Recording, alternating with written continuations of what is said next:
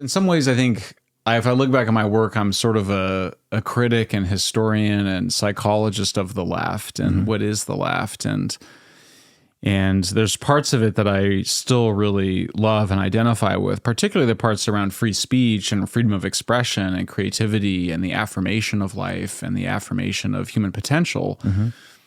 And there's other parts of it that are much more dark and much more anti-human. So I would just say, yeah, I mean, I think my mom was probably your basic FDR liberal, you know, but my dad, what does that mean to modern listeners? Oh, it means you want to lift people out of poverty. Okay. My mom grew up on a farm in Indiana, so they saw, or what we would call poverty. For them, it was probably middle class. And my dad grew up more. His parents were principals and school teachers. My mom's parents were farmers, so there was some of that sensibility there. My father just sort of grew up with my dad. You know, my dad we talked about Noam Chomsky. You know, we talked about U.S. imperialism.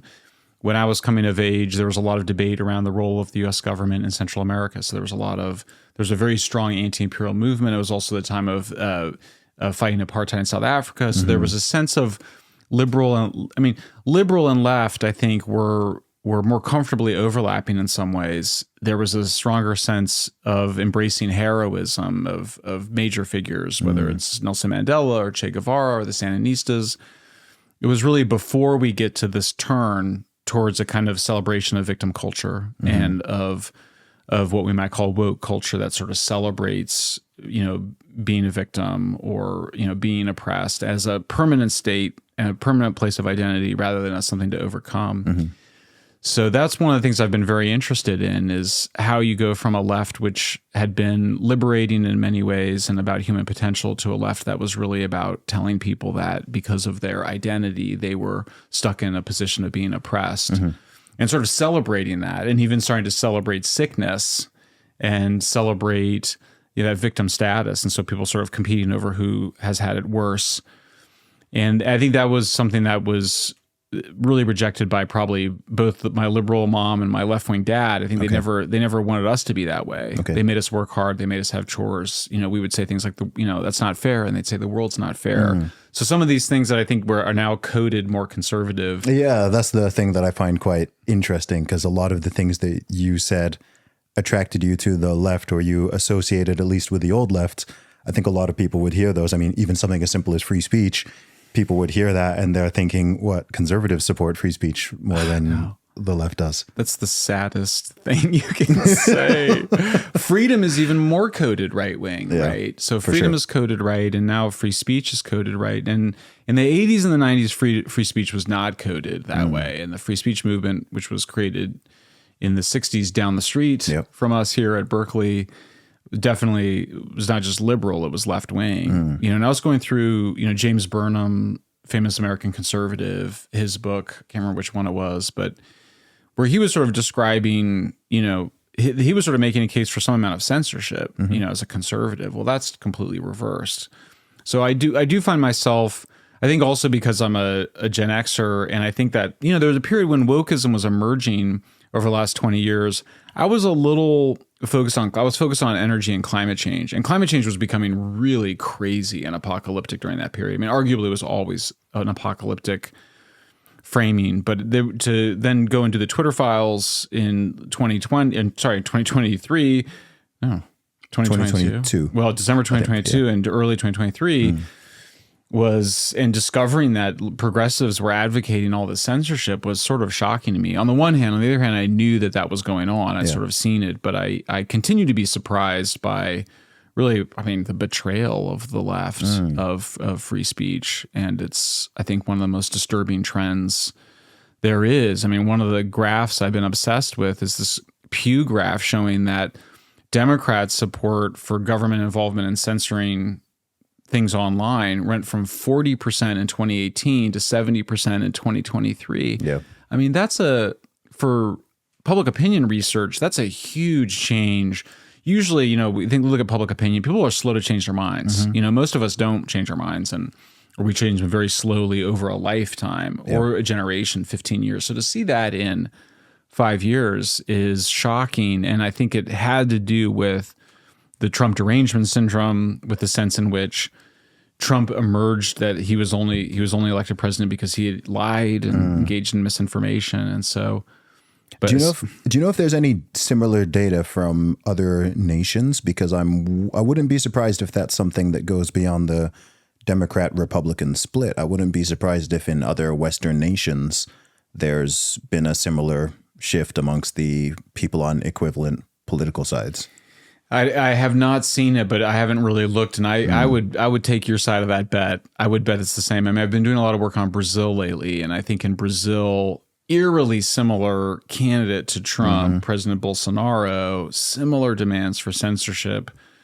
Same thing in Europe. I mean, one of the questions we've been obsessed with is sort of how much of this is culture, like how much of this is coming genuinely from the people demanding more censorship, and how much of it is coming from, the intelligence community, the deep state, the administrative state, the CIA, the State Department, the FBI demanding this. I mean, we just traced a case in Brazil where the FBI was down there advising the Brazilian government on how to do censorship. I mean, that's really disturbing.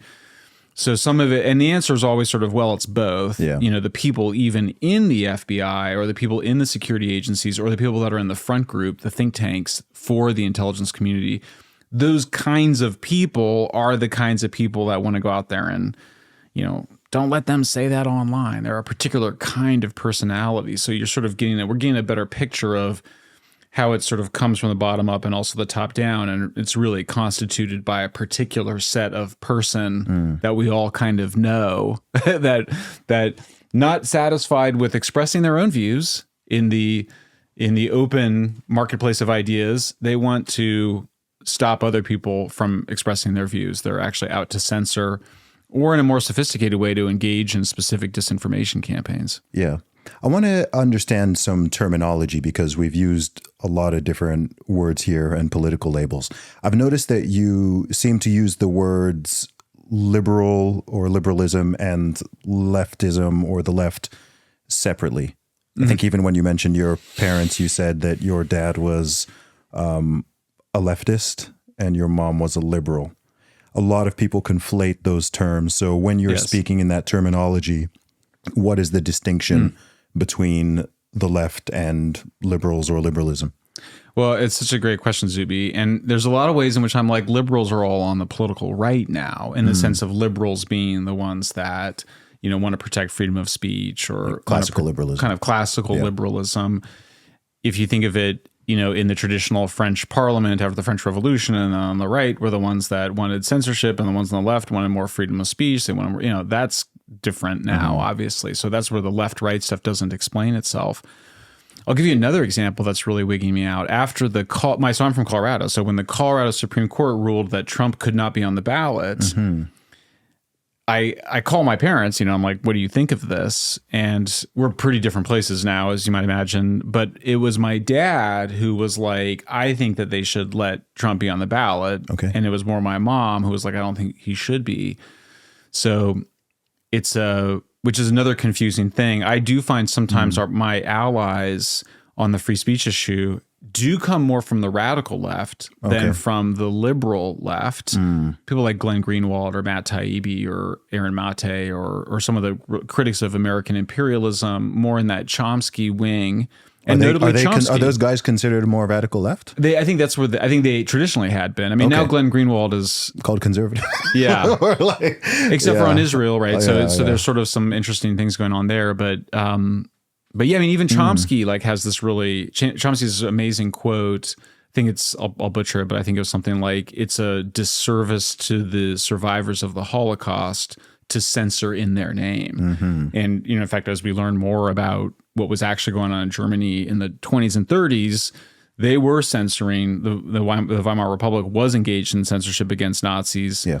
Our view, of course, as Americans, is that better to let the Nazis speak so that we can argue with them and disagree with them. And also they have human rights too, of course. But I think it's been interesting that it's really the folks that are more not from the radical left, more from the liberal left, sort of the MSNBC left, you might say, that has been the ones demanding, I think, a greater crackdown on speech and restrictions on democracy. It's so fascinating to me because it's such a bastardization of terms. because by definition, liberal, if someone is against free speech and they're calling themselves a liberal, or they want opponent candidates taken off ballots, or they're trying to shut people down or the internet or deplatform people, it's all these things are very illiberal. Yes. So it's interesting how the terminology is being used when someone says, oh, that person is super liberal. And what they mean is they're super pro censorship and they're anti-free speech, right. and they were pro lockdown and pro mandate and all that. Right. I'm like, isn't the word liberal based in liberty, based in right. freedom, based in individual rights and so on? So it's fascinating how this inversion's happened. And yep. I think the way the terms are also understood, I've noticed in the conservative or right wing sphere, is actually is kind of the opposite. So they view people on the left and leftists as being the ones who are pro-censorship and anti-free speech and so on, and that liberals are the ones who are more reasonable, yes, and allied with sane conservatives in that regard. But it's